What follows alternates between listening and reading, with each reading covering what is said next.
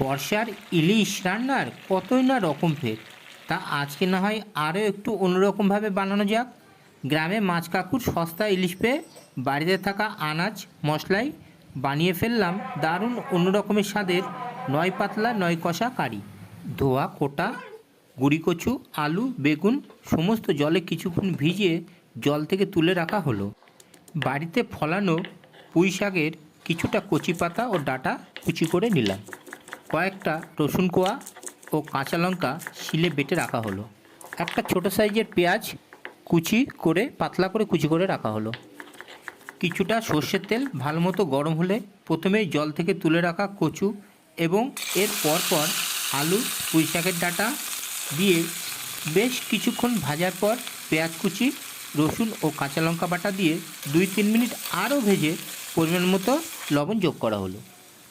সকলকে আপন ভেবে একটা অনুরোধ, কিছু মনে করবেন না, আমি নতুন, তাই লাইক কমেন্ট শেয়ার এবং সাবস্ক্রাইব করে পাশে থাকুন। কোন ধরনের রেসিপি আপনারা পছন্দ করেন কমেন্টসে জানান, আমি চেষ্টা করব আপনাদের সামনে সেই সকল রেসিপি উপস্থাপন করতে।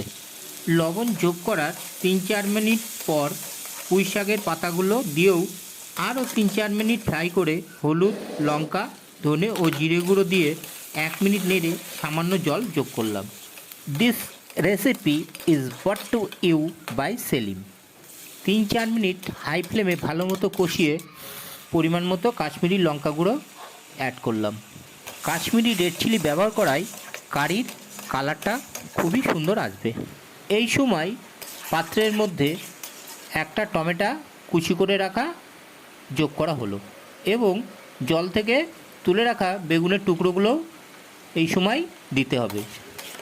3-4 মিনিট ভালো মতো কষিয়ে তেল ছাড়লে পারে এর মধ্যে আবারও ঈষৎ উষ্ণ কিছুটা জল, বিশাল পরিমাণ নয়, দিয়ে আবারও কিছুক্ষণ নেড়ে চেড়ে একটু চাপা দিয়ে সিদ্ধ হতে দিতে হবে।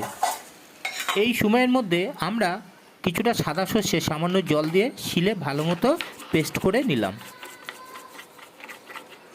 সমস্ত কিছু ভালো মতো সিদ্ধ হয়ে আসলে আমরা বেটে রাখা সর্ষেটা এর মধ্যে অ্যাড করলাম। আবারও কিছুক্ষণ সমস্ত কিছু ভালো মতো নেড়ে চেড়ে মিশিয়ে নিয়ে আমরা এইবার গরম জল 500 ml পরিমাণ এর মধ্যে ঢেলে দিলাম, দিয়ে ভালো মতো হাই ফ্লেমে ফুটিয়ে নিতে হবে। ঢাকনা চাপা দিয়ে কারিকে ফুটতে দিয়ে আমরা অন্য ওভেনে একটা ফ্রাইং প্যানে কিছুটা সর্ষের তেল খুব ভালো মতো গরম করে নিয়ে তাতে মাছের ফিলে বা টুকরোগুলো আস্তে আস্তে দিলাম ভাজার জন্যে। মাছগুলো খুব বেশিক্ষণ ভাজার প্রয়োজন নেই, 3-4 মিনিট এক পিঠ ভাজলেই যথেষ্ট। মাছগুলো এরকমভাবে ভেজে নেওয়ার পর কারির মধ্যে ট্রান্সফার করা হলো এবং মাছের ভাজার যে অবশিষ্ট তেল সেটা কিন্তু আমরা কাজেই লাগিয়ে দেবো, কারির মধ্যে অ্যাড করব। আমাদের রান্না প্রায় শেষের দিকে চলে এসেছে।